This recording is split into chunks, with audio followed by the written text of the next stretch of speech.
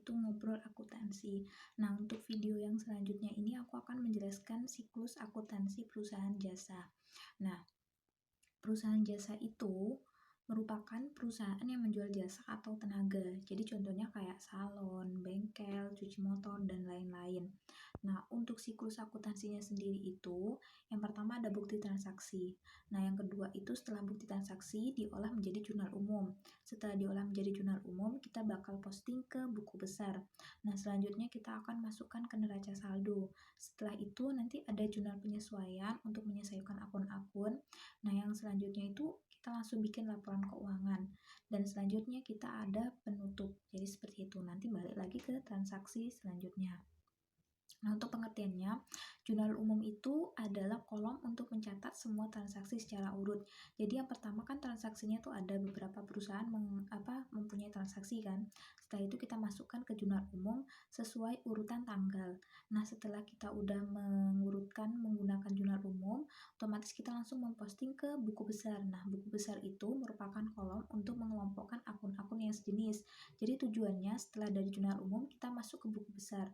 Nah, buku besar itu mengelompokkan akun-akun yang ada di akuntansi yang sejenis. Jadi misal kalau utang-utang, kalau kas-kas, kalau misal perlengkapan-perlengkapan, jadi seperti itu. Nah, selanjutnya masuk ke neraca saldo. Neraca saldo merupakan laporan setiap akun beserta jumlahnya dari buku besar. Jadi jadi misal udah posting ke buku besar nih, langsung dikerucutkan ke neraca saldo. Jadi kalau neraca saldo itu langsung kayak akun utang itu berapa, akun kas itu berapa, jadi gitu, lebih kerucut lagi. Nah, kalau jurnal penyesuaiannya itu berguna untuk menyesuaikan akun dalam akun sesuai dengan keadaan sebenarnya. Jadi gini, jadi jurnal penyesuaian itu tujuannya untuk menyesuaikan, misal nih ada beban gaji. Nah, misal gaji itu dibayarnya 5 juta, tapi ternyata pada saat transaksi itu cuma 4 juta, sisanya itu masih yang akan datang atau masih ditunda oleh perusahaan. Nah, dari sini kita akan membenarkan. Jadi beban gaji itu harusnya nominalnya sekian loh, bukan yang ini gitu.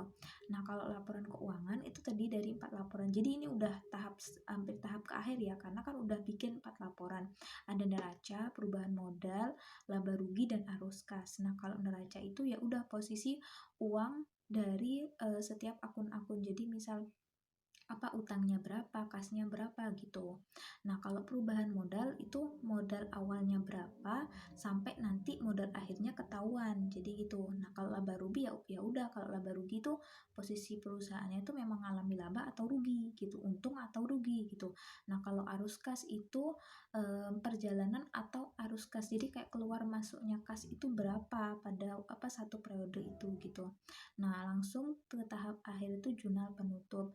Nah, jurnal penutup itu dibuat pada akhir periode untuk menutup akun nominal, laba atau rugi ke dalam modal awal. Jadi misal perusahaan ini labanya sekian, nah otomatis uang itu langsung dilarikan ke modal awal untuk pembukuan di periode selanjutnya. Jadi seperti itu. Nah, mungkin sekian penjelasan aku terkait siklus akuntansi.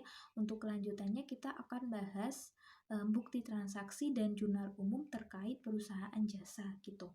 Sekian, terima kasih. Wassalamualaikum warahmatullahi wabarakatuh.